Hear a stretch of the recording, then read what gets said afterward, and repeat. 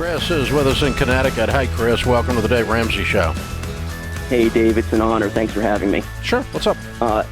That last rant was a good lead-in for my question. I need help from mean old Uncle Dave to help articulate the craziness of a family member's actions.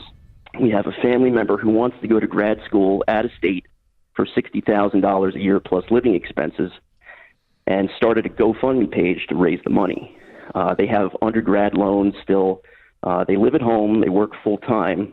And in their post, they address the questions of why don't you choose a state school or a cheaper school, and said those programs are too competitive, and if one school accepts you, you go no matter what because you will never have another opportunity. Mm-hmm.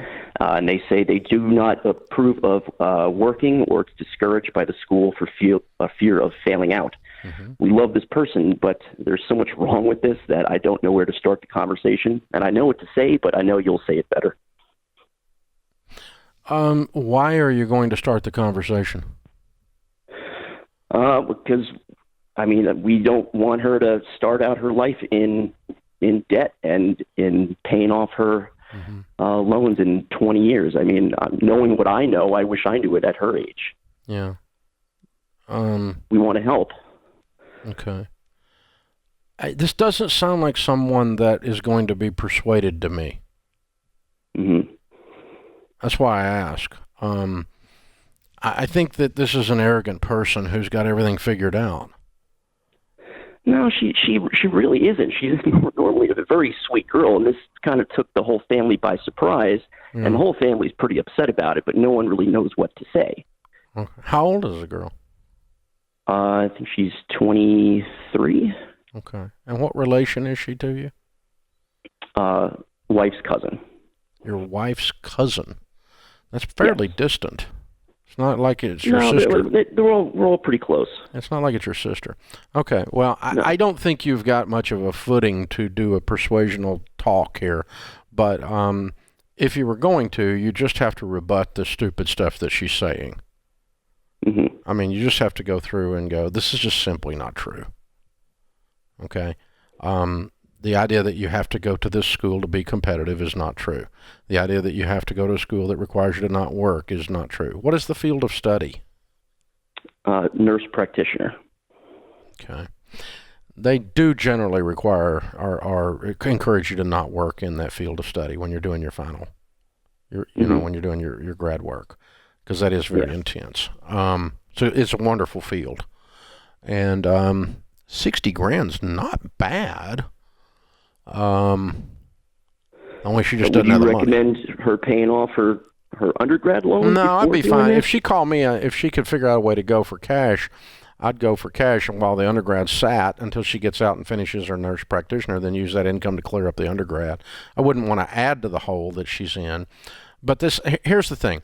Anytime someone in making any decision, virtually any decision, says there's only one way to do this, that type of fatalism is flawed logic. Mm-hmm. It's the same logic that says, there's only one person on the planet I was supposed to marry, and that one got away. I will never get married. No, there's more than one that you can choose from. There's only one house. I only have 2 jobs I can choose from. No, there's a whole lot of jobs you can choose from. Anytime you narrow your choices down and create a drama around the fact that you made the choice, says that your critical thinking skills are broken. Does that make sense?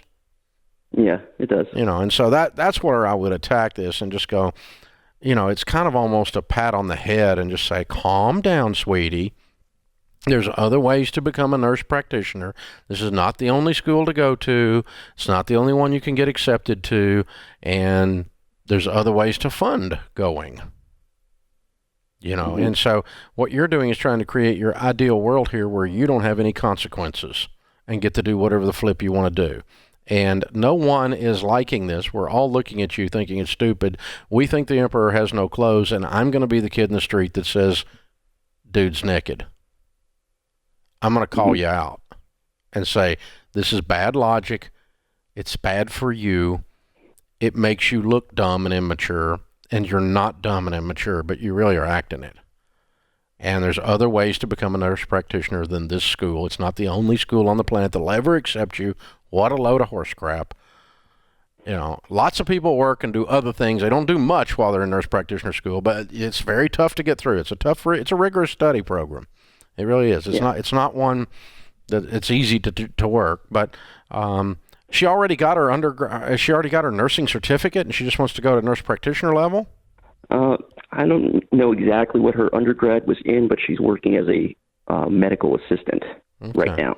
I mean, she could pass her nursing bar ahead of time and go ahead and be a nurse. She could probably do some practicum stuff and get paid for it while she's doing this. She might even get a hospital company to write the check and take her to nursing practitioner if she agreed to work for them for a few years and go, that's a way to get the thing scholarshiped. There's all kinds of ways to look at this. And once you decide that fatalism is not your methodology for your critical thinking skills, meaning I go into drama mode and go, there's only one way to do this, and this is the way, and you're telling me I can't live my dreams. That's just so immature. Mm-hmm. It's just so would you childish. recommend, with that being my wife's side of the family, that my wife take the lead on this instead of whoever has enough credibility with her? Because you're telling someone you love something that they likely are not going to hear, and the only way they might hear it is if they truly believe the person delivering it loves them. Deeply. I mean, because, you think about somebody delivering you news you don't want to hear. Who are you going to hear it from? Someone you really trust, and that you trust that they don't have a conflict of interest, and you trust their wisdom, and you trust the fact that they care about your life. That's who you'll hear wicked tough news from, right? Yeah. I mean, because that's why, somebody in, New Hampshire sends me hate mail about something I said. I'm just like, that's humorous, Or you troll me on Twitter, that's just humorous. Because the likelihood of me changing my behavior and being accountable to one of you that I've never met who's just a mean butt, I'm not going to. But one of my best friends walks in here who's written 5 best-selling books and goes, Dave, what you said on the radio the other day was really, you were off base on that. I'm going to hear that from that guy, right? Yeah. He can deliver me. Because, in other words, if you're going to smack somebody in the back of the head, you first got to get your arm around their shoulder. And give them a hug, so your hand is in position to smack the back of the head. Well, you said something the other day on the show about, someone who's doing something not smart, and everyone else is saying, that's great, good for you, and behind your back they're saying, that was dumb. Well, just tell them that. Just tell them that. Just say, people are talking about you behind your back about how stupid this is, and no one loves you enough, got enough courage to sit down and look at you and say, hey, I really want to challenge some of your logic here because I don't think it's good for you. It doesn't affect me. It doesn't affect me. You go do this. My life is not going to change because I'm not giving you any money and I'm not going to pay any of your debt. So it doesn't affect me at all. I just care about you, and I think you've got some flawed logic here, and I think this lack of wisdom is going to bring pain into your life, and I'm going to love you enough to tell you when maybe someone else didn't. That's your only way to set this up, and it is probably your wife, not you. But even then, I think this girl is so invested in this path emotionally that it's going to be, she's not asking, Yeah. She's not asking. She's telling everybody. That's why I said arrogant. She's not asking for advice. She's telling everyone this is the way it is, you people. And that's why I don't think she's going to listen. My grandmother used to say those convinced against their will are of the same opinion still. So that's why I don't argue with people on this show. I answer your question. You hear me people call in and they ask me the same question 4 times after I've already answered it, trying to get a different answer that they want. You ever heard that? Yeah. I finally just hang up on them because I'm wasting my time. They didn't want an answer. They want me to agree with their stupidity. And I'm not going to. And I move on to the next caller. So, hey, I appreciate that you care about your cousin. You're a good man. Your wife's cousin. It's a good thing. It's hard to watch people you love do stupid stuff and embarrassing things, and most all of us have a family member or two that do. But if your wife can try it that way, man, I'm just going to give you a low probability of success. I think this girl's already got her mind made up.